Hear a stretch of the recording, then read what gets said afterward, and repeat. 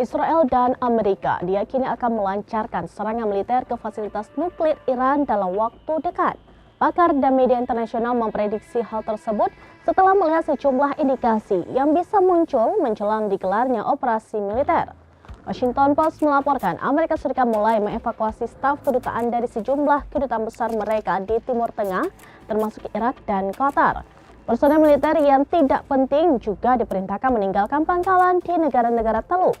Langkah-langkah yang tidak biasa ini dilakukan menjelang putaran penting negosiasi nuklir antara Amerika Serikat dan Iran. Dan di tengah ancaman Teheran untuk meluncurkan rudal terhadap pangkalan militer Amerika Serikat di wilayah tersebut sebagai balasan atas serangan apapun terhadap fasilitas nuklir negara Muslim Syiah tersebut. Sementara persiapan juga dilakukan Israel dalam beberapa jam terakhir.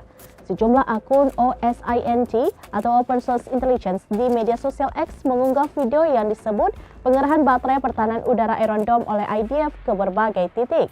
Pergelaran sistem pertahanan udara tersebut diduga untuk mengantisipasi serangan balik Iran. Dari sisi Iran, Panglima Garda Revolusi Jenderal Hossein Salami mengatakan pihaknya telah siap menghadapi ancaman yang datang, entah dari Amerika Serikat atau Israel. Menteri Pertahanan Republik Islam Iran, Amir Nasir Zadeh, juga memperingatkan Teheran akan menargetkan semua pangkalan Amerika di wilayah tersebut jika konflik pecah. Nasir Zadeh menambahkan bahwa Iran tidak akan tinggal diam dan akan membalas dengan tegas setiap agresi. Demikian informasi terkini Syedaralun, saksikan terus beragam informasi lainnya. Coba like dan share seluruh akun serambinews.com.